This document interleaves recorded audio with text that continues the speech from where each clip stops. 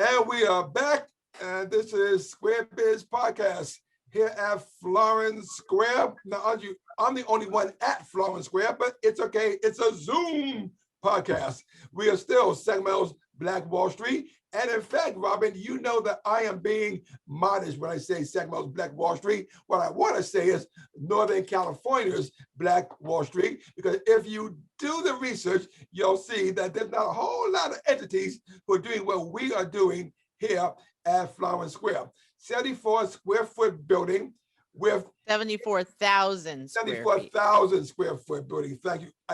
1,000 square foot building. I got excited with 85% Black-owned businesses, 60% women-owned businesses, 100% minority-owned business, and the owner himself is African American. We are Northern California's Black Wall Street. And in fact, in the next issue of the newsletter, which is also called Square Biz, we're doing a tribute to the original Black Wall Street, and we are not including the massacre, because that's all everyone talks about is the massacre. It is important. It was awful, but there was life before that.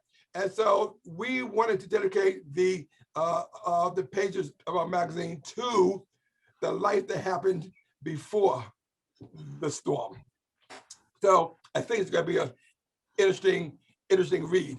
And we're having an interesting podcast. I am Aaron Boyce, your host, and I am Robin Rose Hamer. That worked. All right, cool. And we have two wonderful guests. What is my very good friend, Kim Stevens of the Stevens Foundation. Hey, Kim. Hey, how are you? All right. And then, why don't you? My very good friend.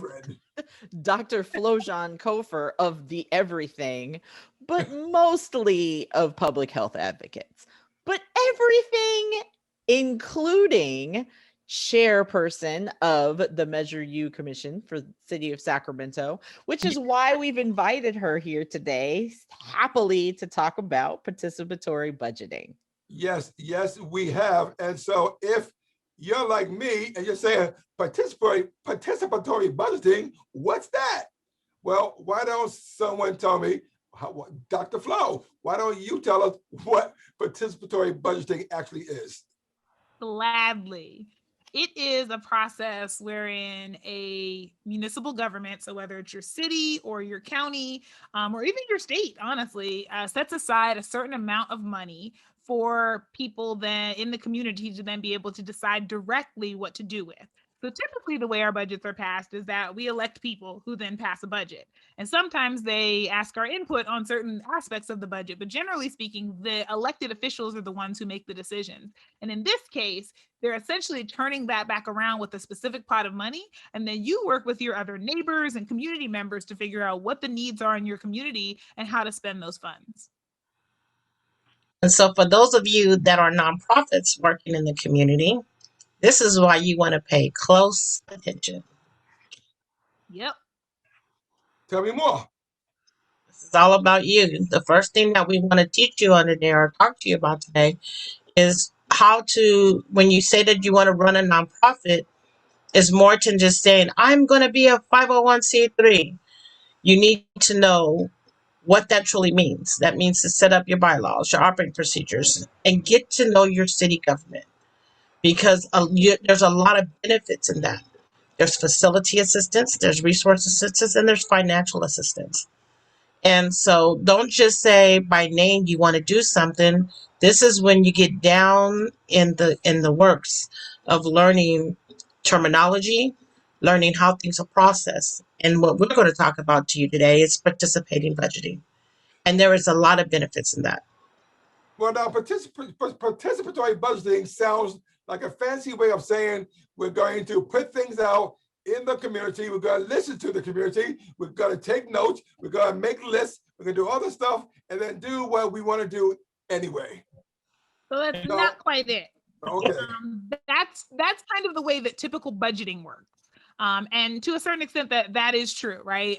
If you have a really engaged set of elected officials. They may have some town halls and have conversations with people in the community, and then turn around and spend the money however they want to. And maybe they listen to you on a couple of things, but mostly they do what they want, and maybe they're upholding what we already have and just kind of moving forward in the way they want to. This is different in that they are setting aside a certain pot of money, and they are then not going to be the ones who are deciding how that money is being spent.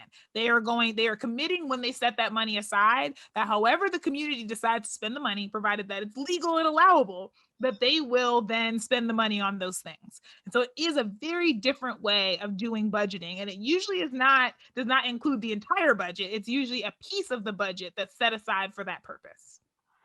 So then who is involved in this process? Anybody in the community who wants to be. So when participatory budgeting is set up, you can decide, hey, I am a community member who lives there. I never want to run for elected office. I'm not even sure who my elected official is, but I want to come to these meetings and I want to participate in this because I really want to address the fact that the bike lanes are only in Midtown, but there's nothing for us over here. And there are a lot of people who are almost killing themselves trying to ride up Stockton Boulevard every day. Or I want to address the fact that when it's 110 degrees outside, a lot of people in my community catch the bus and there's no tree canopy here.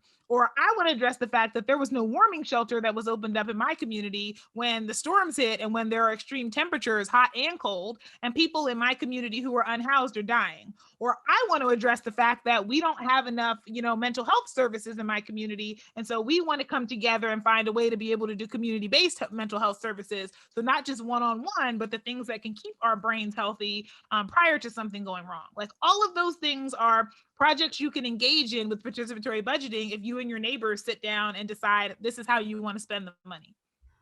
Therefore, the ultimate reason why we get active at those city council meetings. Do not sit at home and not invest in learning about our city government, learning how things work and function. Take a look of your surroundings. If you're at a park and you like to walk at night and there's no lights, what is that? A safety risk. So we need to not stop it just simply investing in the police and fire, which we totally need, but those things, those amenities in our community that we so desire to make life work for us. And so, yes, participatory budgeting is needed. It's worth it. And, just go to your city council meetings and get involved and get active. And make sure you're voting in people. Go to them polls and vote in the right people who are truly echoing your commitment, your desire.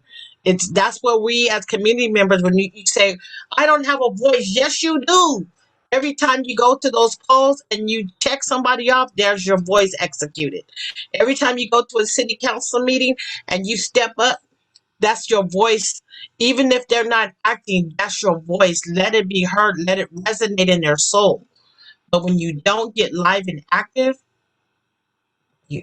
there's no voice. Okay, but Kim, I mean, I've been to some of these city council meetings before COVID. You go there, and now with COVID, right?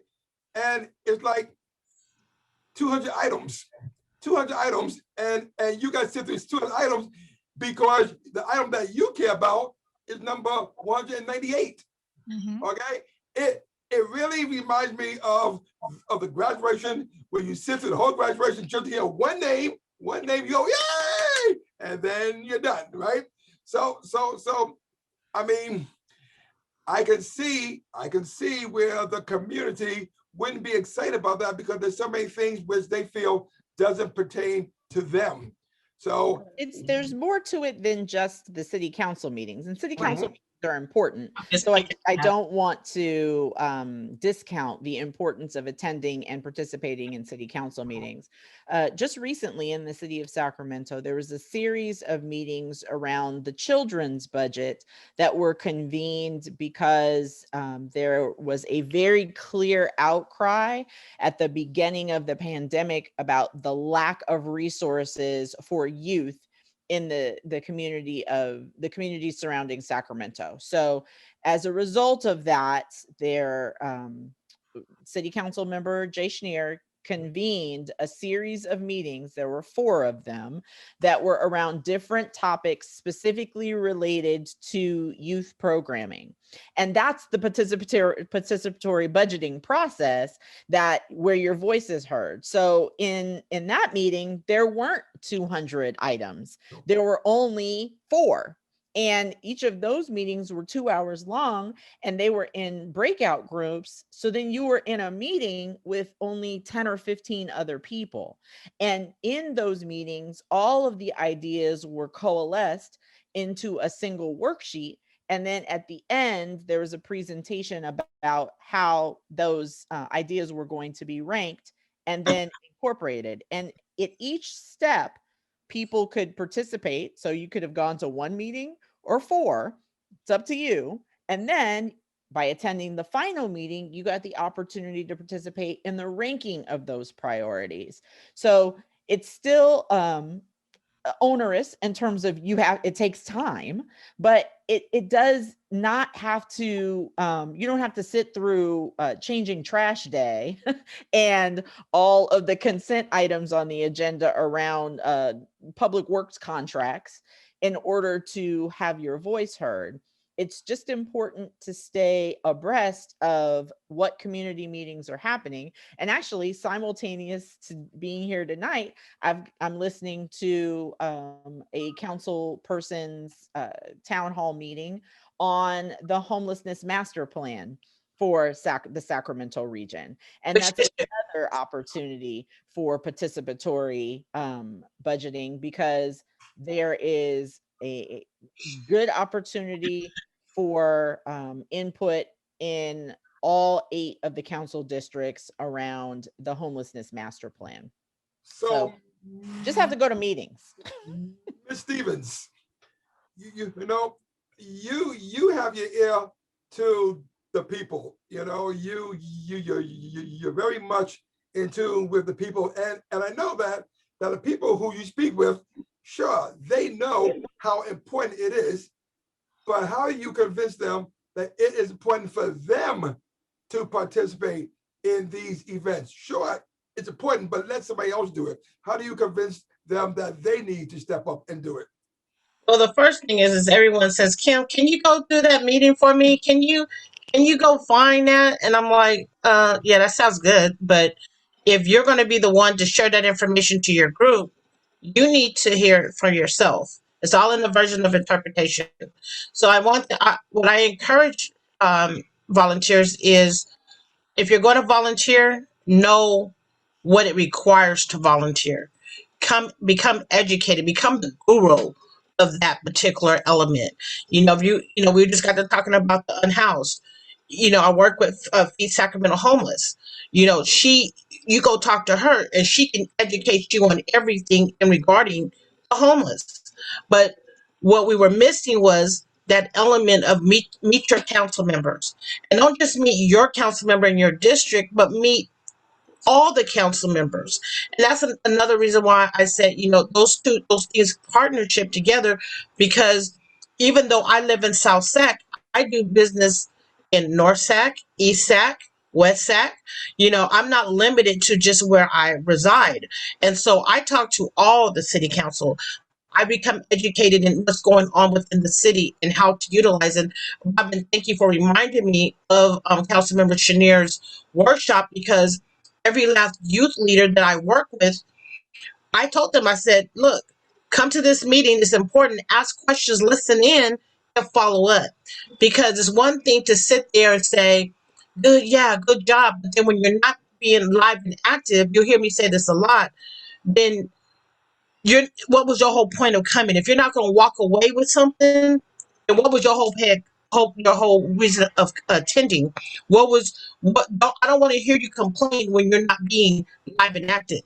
You know, I don't want to hear the city council member didn't meet with me when you didn't go to his workshop. You're not going to city council meetings. You're not knocking on the doors. You know, I don't want it. I want to hear, Kim, I met with all of them people and we're getting stuff going. Or you know what? He's not the one. Go to the next person.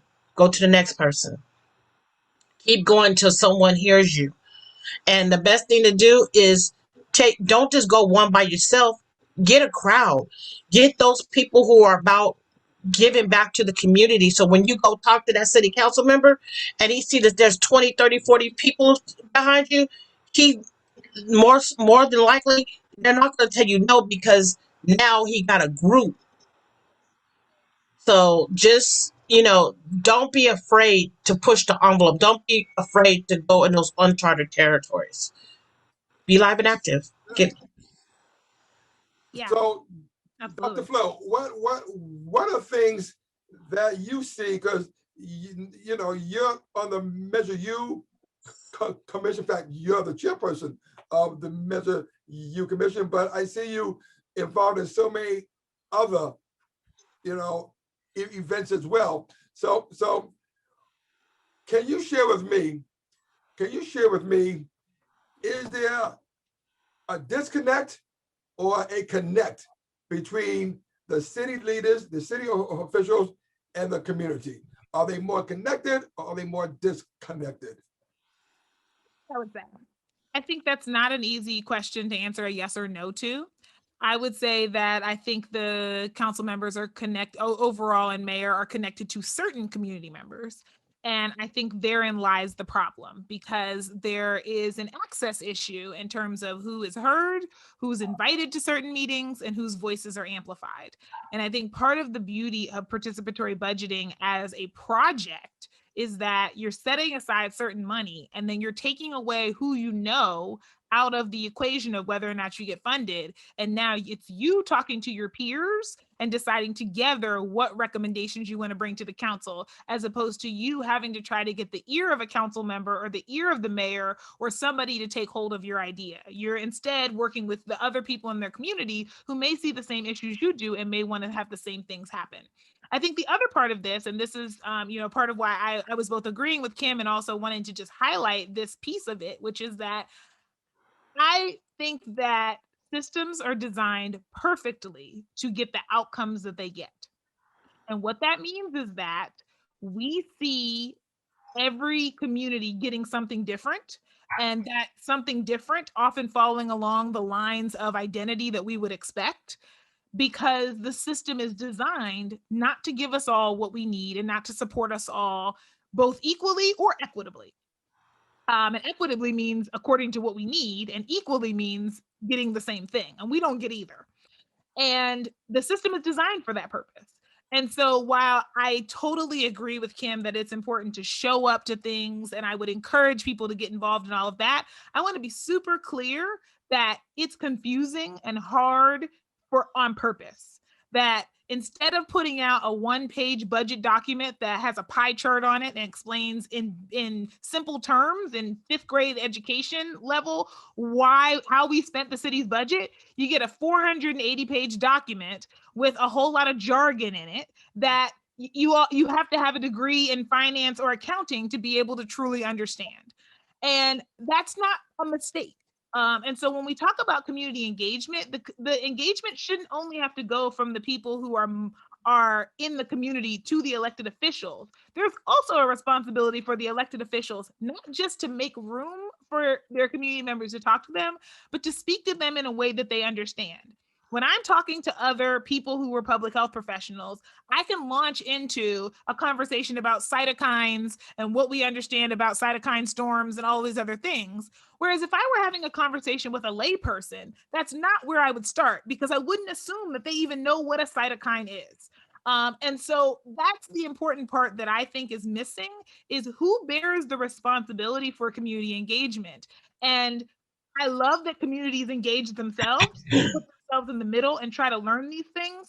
But I also think it is absolutely imperative and should be required of our elected officials that they more than meet the communities halfway by putting out materials that are easy to understand, by having meetings at times that the communities can attend, by making sure that things are available to people who don't speak English, by making sure things are available to people who maybe are visually impaired or physically impaired in a time before, we were using Zoom, and probably the time after.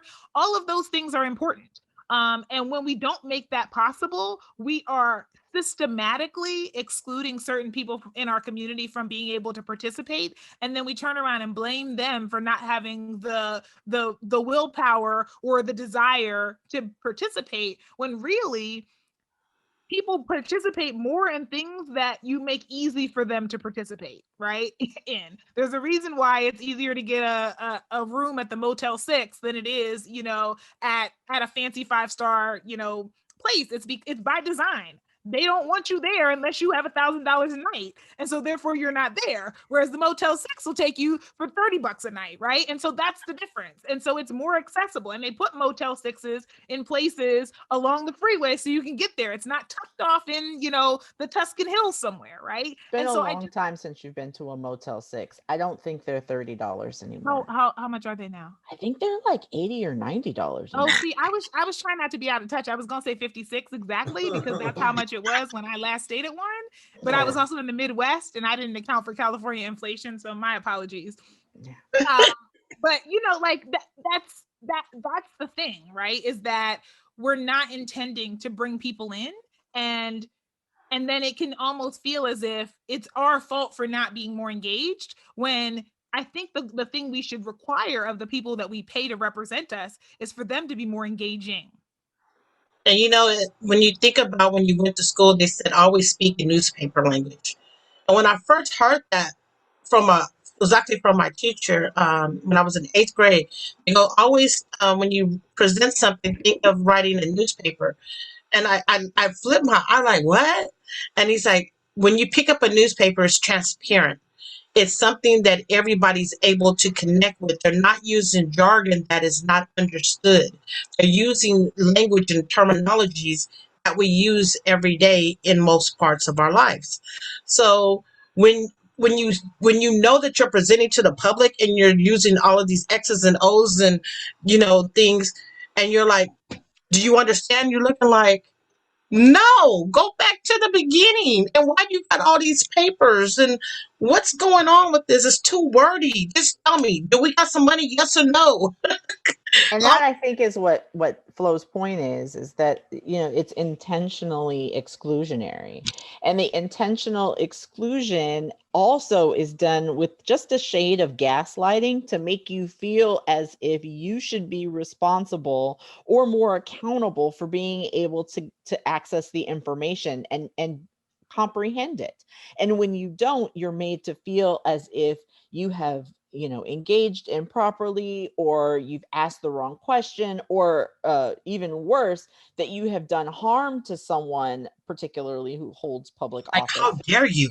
Right, because you weren't savvy enough to negotiate that 480-page budget document. Right. The reality is there is a way to make it more plain speaking. There is a way to make information more accessible. And we have some laws that make it a requirement. I mean, there's the Brown Act that requires proper noticing of meetings so that folks do have an opportunity to understand what information is being disclosed in a meeting.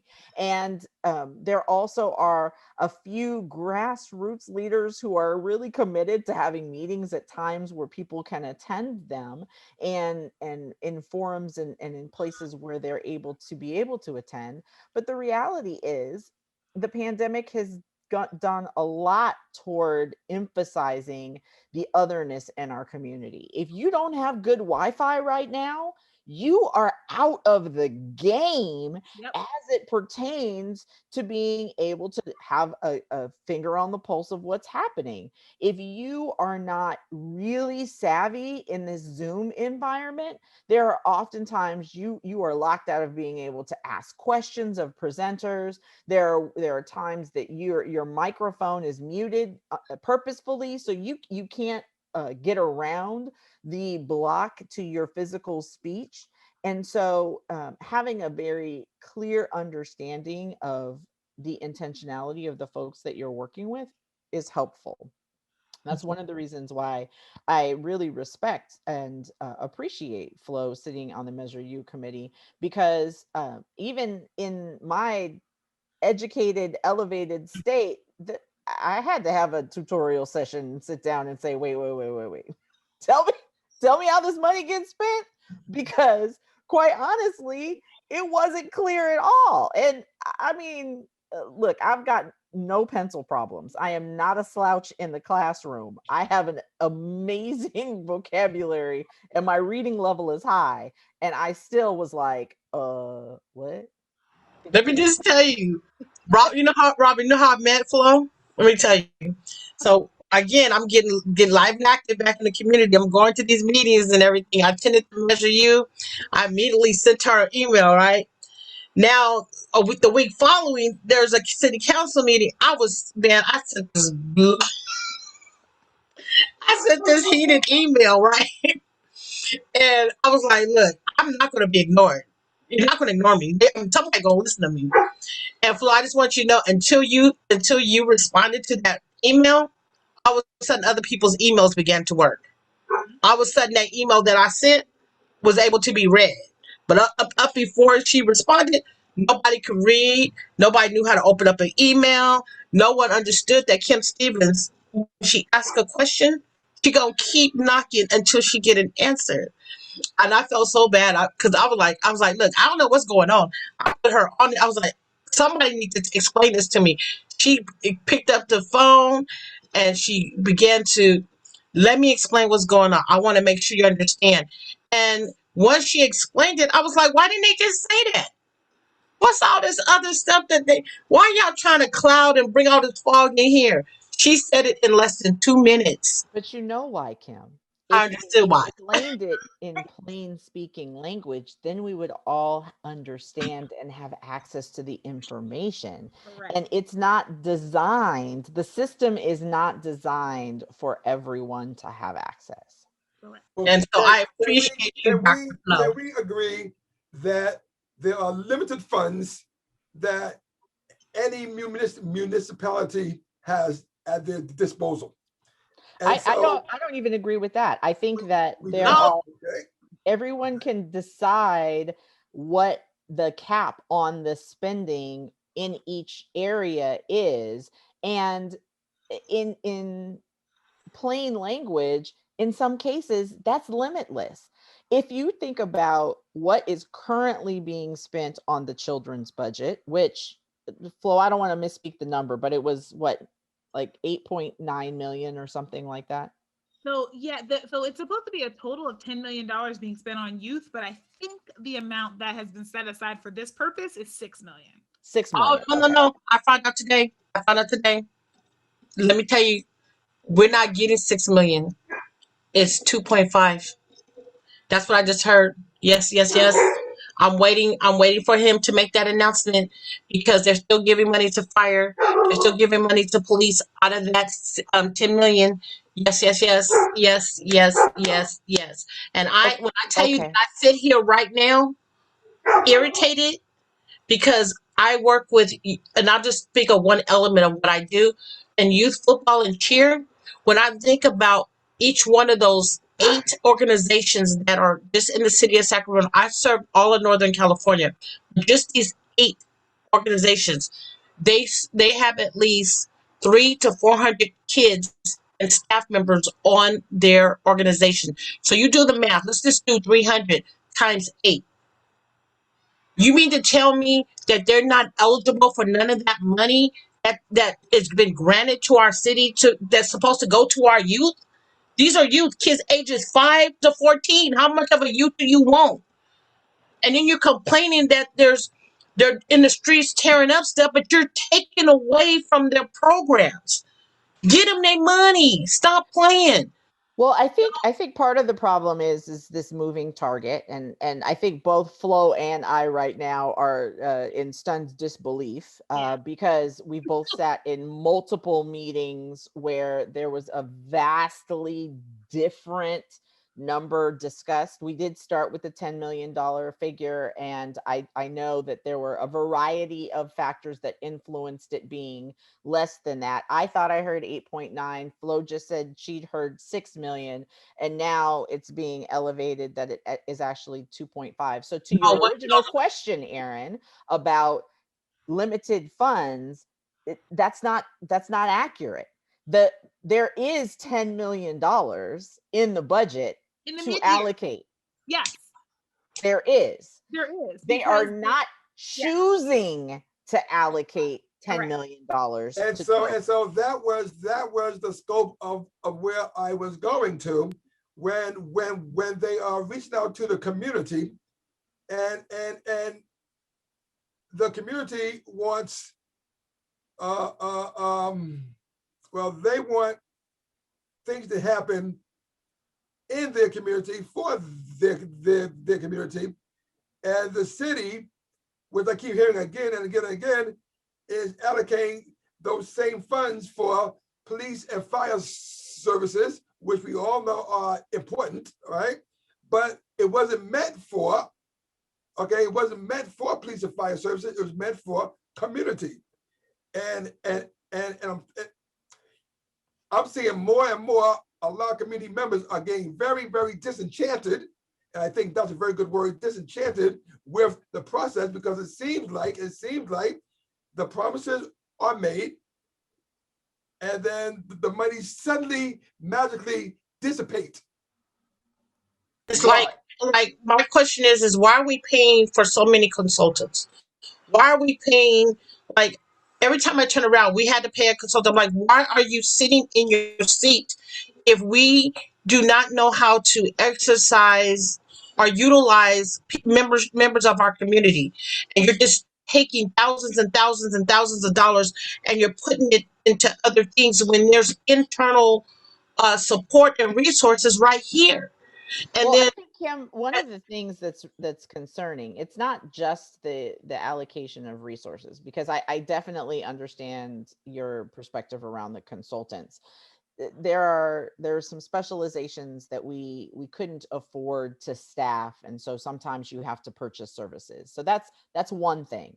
But where I'm really working hard to maintain my composure and my professionalism right now is around assurances and promises that are made to the community when it comes to bigger numbers. Because in a city or municipal budget that is hundreds of millions of dollars, a couple $100,000 isn't a big deal. But when you start talking about $4 or $5 million differences, this is where eyebrows should get raised. This is where I believe that we need to get more clarity, because I don't have any patience for being lied to. I agree, and I would take that even one step further. So I definitely agree with you that there is sometimes expertise that does not exist in our elected officials or even in our city staff that we can, look externally for. I think that's especially important when it comes to maybe our community engagement, because our nonprofits seem to do that really well on a shoestring budget, and yet our folks who have budgets, right, to be able to do outreach struggle with it. The flip side of that, though, is that I am tired, and I'm going to call some specific things out. I am tired of paying $500,000 for reports that then sit on shelves like the Management Center report or like the Scale Up report that just came in. Because my feeling is part of the reason why they're not useful is because it's a good way for the council and the mayor to look like they're doing something without having to actually do something. So They study it to death. Because if I look at this management partners report that was published in March of 2020, there are 39 very concrete recommendations in there. And with the exception of a response memo that came out from City Manager Howard Chan in response to all 39 saying whether the council needed to take action or whether or not he agreed with them, zero action has been taken on those 39 recommendations that were made over a year ago and that we paid $500,000 for. And that's the kind of thing that, to Kim's point, I think is a waste of money. Don't spend money on things that you're not actually going to take under advisement. And if you're not, and if you're going to spend the money, there should be a clear vision that comes along with why you're spending the money. So don't ask for ways to save money if then you're going to turn around and say, well, we don't want to take recommendation 39, which is to look at binding arbitration of the police and fire contract. Don't come and say, I want to pay you all this money. And then when you get recommendations that are about saving money and about doing the things you said, you don't want to do them. Give them clear instruction on what the parameters are of whatever they're going to be doing, and then be committed to taking action. And some of that has to do with, I just don't think the city or the county of Sacramento have a clear vision, right? There's this idea that they bring money in and then they just pay for the things we've always paid for and do the things we've always done. And every now and again, some folks like Robin and Kim and Aaron make a big enough stink about something that they decide to skim a little off the top and do a little something extra so that you Negroes will go away and stop fussing at them and sending them emails and showing up to stuff. Right. But in general, I don't see a vision for the city of Sacramento or for the county of Sacramento that says, I would like for us to live in a space that is safe. And what safe means to us is that we invest enough in all of these different preventive mechanisms so that a child born today, February, what's today, the 18th of 2021, by the time they turn 18, lives in a space where they are not subject to violence, where they have job prospects and where they have, the ability to care for their family, where their air is clean and their water is clean, and they, have affordable housing, right? And in order to do that, we're going to take 10% of each budget and we're going to invest in some future-minded things. And then we're going to take another 20% of the budget and we're going to invest in some reparative and restorative things. And then we're going to spend the other 70% of the budget on our ongoing services that we need to make sure that you have water and garbage services and all the things that we need right now. But if there's no future vision, then you spend all your money on the stuff we need right now and you don't have any savings. So essentially what the city and county of Sacramento are people who sit back and say, I want to make a big purchase. But then every month, spend all of their money and sometimes and then some on right now. And then when you look up in a year, 5 years, 10 years down the road, you don't have enough money to buy the big purchase because you never saved up, invested in making that happen. And that's how our cities work right now and our county.